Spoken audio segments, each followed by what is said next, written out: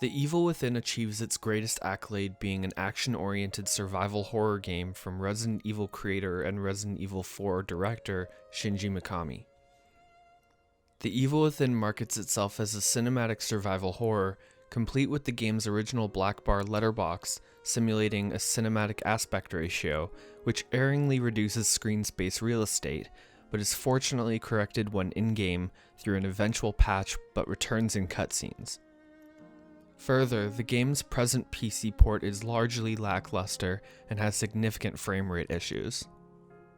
The game has wonderful sound and art design and exercises promising features as a conceptual creative IP, but The Evil Within is unsuccessful at recreating the mechanical gameplay design produced in Resident Evil, and particularly Leon Kennedy's charm moving through the franchise's fourth installment.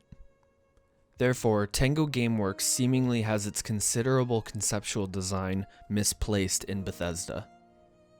The Evil Within is played through hard-boiled Crimson City police detective Sebastian Castellanos. Seb is a largely insipid and tired character archetype whom never appears surprised or frightened in the remarkably abhorrent and unnerving circumstances which he is placed, instead resorting to annoying, backhanded quips. Seb's background is addressed solely through aged journal entries which are not addressed in or relevant to the game's narrative, and his character feels consequently detached. Seb carries a portable oil lantern which hangs from his waist when he does not have a weapon equipped, and developers have gone to the extent of having Seb wear a shoulder holster for his revolver. Nonetheless, when the Agony crossbow and other larger firearms are unequipped, they are conveniently and unfortunately glued to his back, with no effort to explain how he might stash each of his weapons when they are not in use. However, original Resident Evil enthusiasts would be sorely downhearted anticipating a grueling survival horror experience where resources and strategies are restricted. The Evil Within gives the player plentiful revolver ammunition in the beginning and introduces an interesting mechanic where players can strike a match and ignite downed or defeated enemies. Rather, unlike revolver ammunition, matches are generously accommodated, but their use commonly necessitates thoughtful consideration. Careful timing may ignite one or several more enemies if the player is able to ignite the downed enemy inside a tight window when other enemies are approaching, instantly clearing a mob if players are able to time their input correctly, and if luck discerns that a mob's AI clumps them together for an assembled execution. The Evil Within debuts an emphasis on stealth kills earlier in the game, which is later widely abandoned, where players can crouch and gingerly advance upon frantic, untelegraphable enemies from behind before a prompt appears and Sebastian shanks them with a knife. Bottles are provided as divertive measures to reroute enemies, but bottles can also be unintuitively lobbed into oncoming enemies to stagger them and perform subsequent stealth kills on them from the front. Sebastian can throw wide haymakers, but unarmed melee strikes are utterly ineffectual. Rather, overpowered one-hit melee weapons such as hatchets and torches are instead highly sought after and particularly useful as a frugal substitution for the revolver when reserving ammunition.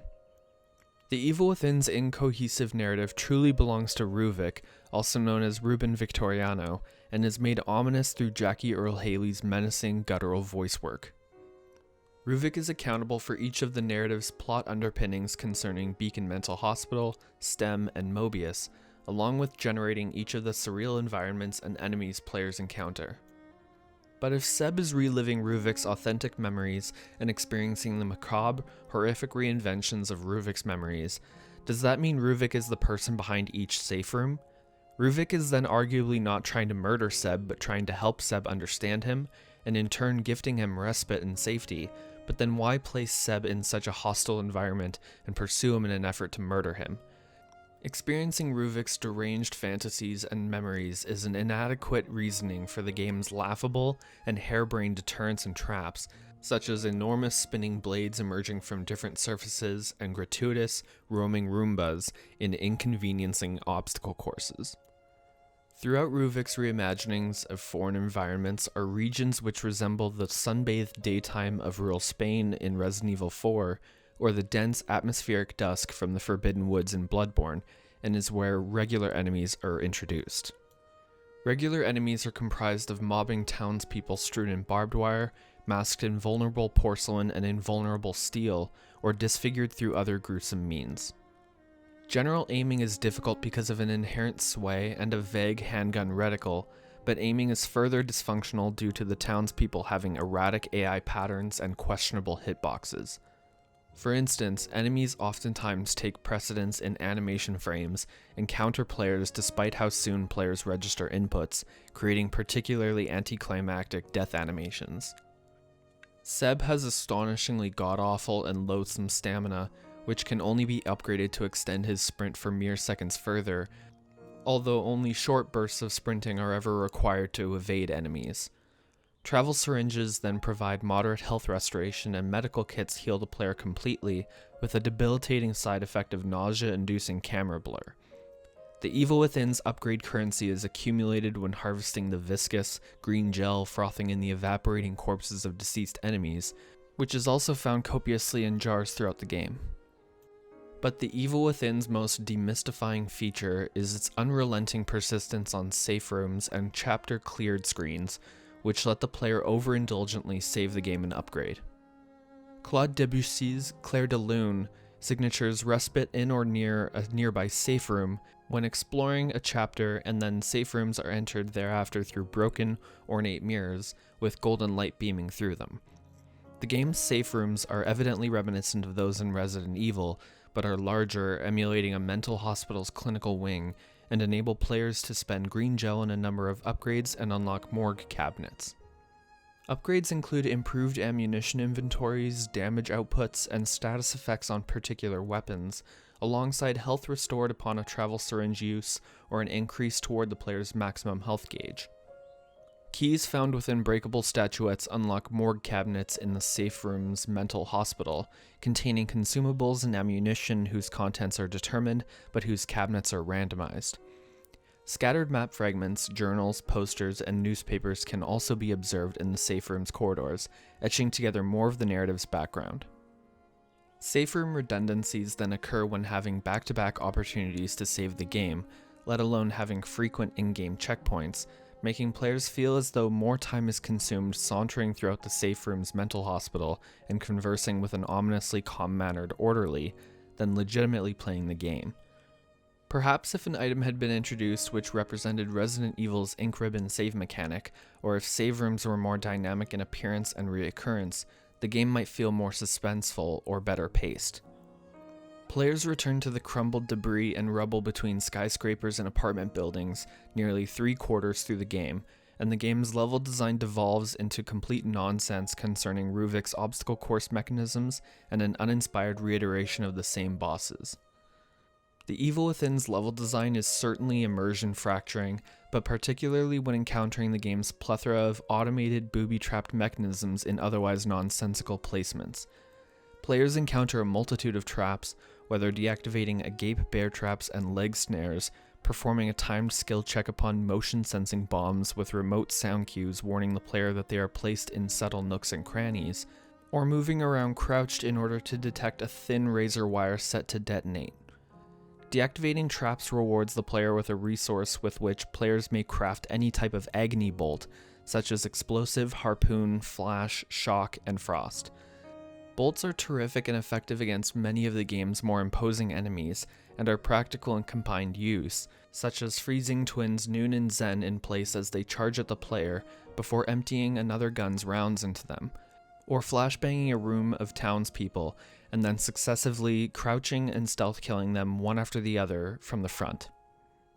Laura is a haunting creature envisioned through Ruvik's sister's characteristics and draping black hair, but given elongated appendages and an extra pair of arms with long fingers and fingernails. Laura appears through a gush of blood from resident corpses and is vulnerable to fire as a result of the barn fire she was murdered in, shrieking also as a result of the last authentic memory Ruvik has of her. Laura's boss battles are fought in tight furnace stages, where players may exhaust matches on benign corpses and root Laura into furnace chambers or beneath flame pipes for significant damage.